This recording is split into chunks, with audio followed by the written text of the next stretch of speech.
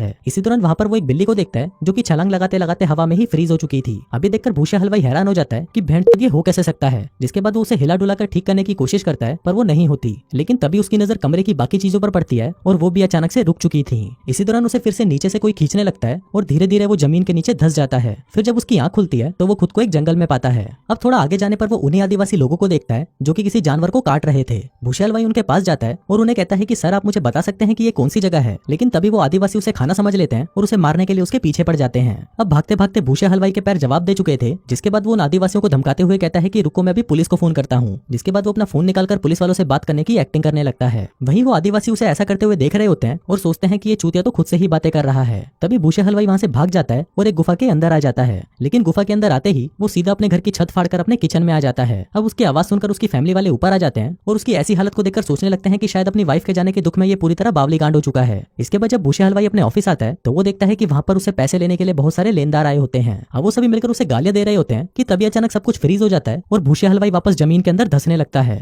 इसके बाद दूसरी दुनिया में वो एक टोकरी में से बाहर आता है जहाँ पर वो आदिवासी लोग उसे देखकर तालियां बजाने लगते हैं। तभी उस कबीले का मुखिया आंडल चाचा कहता है कि हे देवता आप हम सभी को तितली की तरह उड़कर दिखाएं। अब भूसा हलवाई को लगता है कि शायद उसके पास कोई उड़ने की ताकत होगी। जिसके बाद वो उनकी बातों में आकर जैसे ही उड़ने की कोशिश करता है तभी वो मुंह के बल सीधा नीचे आकर गिरता है। इसके बाद वो सभी लोग उसे पकड़कर जबरदस्ती एक फल खिलाते हैं जिससे वो उन सभी की बातें समझ पाता है। जिसके बाद वो लोग उसे सिंहासन पर बिठाकर अपने साथ ले जाते हैं। इसके बाद आंडल चाचा सभी से कहते हैं कि ये वही योद्धा है जो हमारी उस झामुंडा राक्षस से रक्षा करेगा। अभी सुनकर भूसा हलवाई की फट जाती है और वो कहता है कि ना तो मैं कोई योद्धा हूँ और ना ही मैं किसी से लड़ने वाला हूँ। तभी कबीले का मुखिया कहता है कि झामुंडा ने हम सभी कबीले वालों को परेशान करके रखा है, यहाँ तक कि वो हम लोगों को कच्चा खा जाता है। इसलिए हमने काला जादू करके बहुत ही मुश्किल से आपको दूसरी दुनिया से यहाँ पर बुलाया है। इसलिए अब आपको हमारी मदद करनी ही पड़ेगी। अभी सुनकर भूसा कहता है कि जिंदगी पहले ही मेरी कम मार रही थी क्या, जो और मारने के लिए तुम लोग भी आ गए, जो बोलकर वो वहाँ से जाने लगता है। लेकिन तभी वो कबीले वाले उसे पकड़ लेते हैं और उसे उल्टा लटका कर कहते हैं कि अबे चूतिया या तो तू हमारी मदद करेगा या अभी के अभी कुत्ते की मौत मारा जाएगा। अब भूसा हलवाई के पास और कोई रास्ता नहीं था इसलिए उसे भी हाँ कहना पड़ता है। फिर रात को जब भूसा हलवाई सबके बारे में सोच रहा था तभी अचानक वो फिर से अपने ऑफिस में पहुंच जाता है। लेकिन इस बार वो दूसरी दुनिया के बारे में किसी को कुछ नहीं बताता।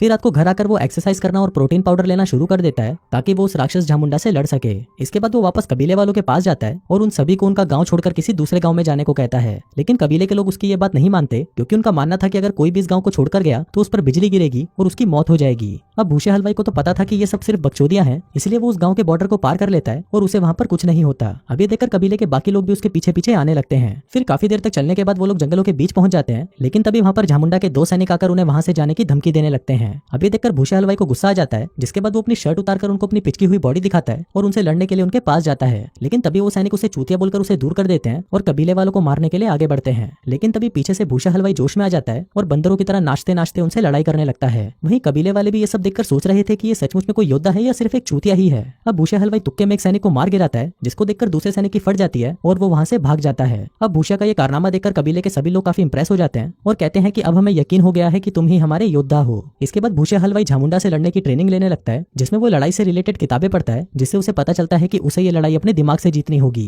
फिर शाम को वो उन कबीले वालों के पास आकर उनको मोटिवेट करने लगता है कि तुम सभी लोगों में इतना तो दम है कि तुम अकेले ही उस झामुंडा की गांड फाड़ सकते हो, इसलिए तुम्हें डरने की कोई जरूरत नहीं, आगे बढ़ो और उस पर हमला करो। अब उसने कबीले वालों को इतना मोटिवेट कर दिया था कि कबीले वाले उसे अपना मुखिया बना लेते हैं। अब धीरे धीरे कबीले में उसकी वैल्यू इतनी बढ़ चुकी थी कि कबीले की सभी लड़कियां उसे अपनी पिंकी पिटवाने को तैयार थी। लेकिन भूसा हलवाई अभी भी अपनी पत्नी बहती हवा से प्यार करता था, इसलिए वो उन औरतों को हाथ तक नहीं लगाता। फिर एक दिन जब वो अपने बेटे के साथ बात करके सो रहा था तभी वो फिर से उसी दुनिया में पहुंच जाता है और देखता है कि वहां पर अब लड़ाई शुरू हो चुकी है। अभी देखकर उसकी फट जाती है और वो अपना सामान उठाकर वहां से भागने लगता है। लेकिन तभी उसे याद आता है कि वो तो इस कबीले का लीडर है, इसलिए वो सभी को इकट्ठा करता है और कहता है कि मेरे पास एक प्लान है। फिर अगली सुबह जब झामुंडा के लोग सोकर उठते हैं तो वो देखते हैं कि उनके सामने भूसा हलवाई सुपरमैन के पोज में खड़ा होता है। जिसके बाद वो एक सिपाही के पास जाकर उसे 2-4 घुसंड पिलाता है और अपना पिछवाड़ा उठाकर वहां से भागने लगता है। जिसके बाद वो एक पेड़ के तने के अंदर आकर छिप जाता है। लेकिन वहीं उसके कबीले के लोग हाथ में तीर कमान लेकर खड़े होते हैं और वो झामुंडा की सेना पर हमला कर देते हैं। अब इस जंग को जीतने का पूरा श्रेय भूसा हलवाई को दिया जाता है, जिसके बाद वो इस कबीले का भगवान बन जाता है। लेकिन अपना भूसा हलवाई इस बात को कुछ ज्यादा ही सीरियसली ले लेता है और वो अपने ही कबीले के लोगों के साथ गुलामों की तरह बर्ताव करने लगता है। वो दिन रात उनसे काम करवाता है और अपने लिए एक आलीशान महल बनवाता है। अब धीरे धीरे भूसा हलवाई इतना ज्यादा क्रूर शासक बन चुका था कि कबीले के लोग उसके खिलाफ बगावत पर उतर आते हैं। लेकिन भूसा हलवाई को इससे कोई फर्क नहीं पड़ता।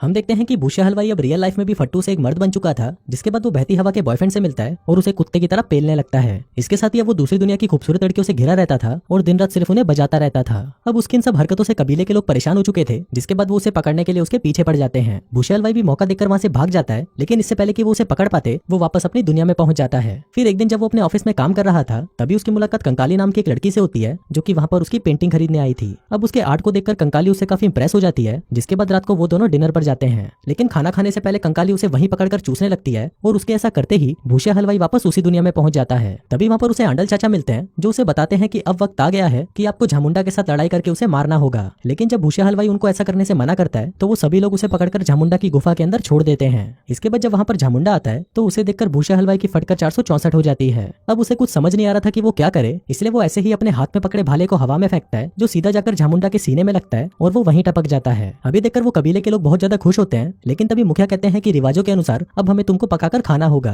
अभी सुनते ही भूसे हलवाई की फट जाती है और वो कुत्ते की तरह वहां से भागने लगता है, लेकिन वो कबीले के लोग उसे पकड़ लेते हैं, जिसके बाद वो उसे टपकाने ही वाले थे कि तभी वो वापस अपनी दुनिया में पहुंच जाता है और बेहोश हो जाता है। फिर कुछ देर बाद जब उसे हॉस्पिटल ले जाया जाता है तो उसकी हालत को देखकर डॉक्टर को लगता है कि वो मर चुका है, लेकिन तभी अचानक उसे होश आ जाता है। फिर वहां पर उठकर वो देखता है कि उसे मिलने वहां पर बहती हवा और कंकाली आई होती है। इसके बाद बहती हवा उसके पास आती है और वो उसे कहती है कि मुझे अपनी गलती का एहसास हो गया है और मैं सिर्फ तुमसे ही प्यार करती हूँ। मुझे पता है कि तुम 10 सेकंड से ज्यादा टिक नहीं पाते, लेकिन मुझे सिर्फ तुम्हारे साथ ही रहना है। अब यहाँ से सीन शिफ्ट होता है और हम कुछ महीनों बाद का सीन देखते हैं जहाँ पर भूसे हलवाई अपनी फैमिली के साथ बहुत ही खुशी से रह रहा है। उसने अपनी पत्नी को माफ कर दिया है, लेकिन उसे ये भी पता है कि वो आगे चलकर उसे कभी भी धोखा दे सकती है। और इसी के साथ ही ये कहानी यहीं खत्म हो जाती है।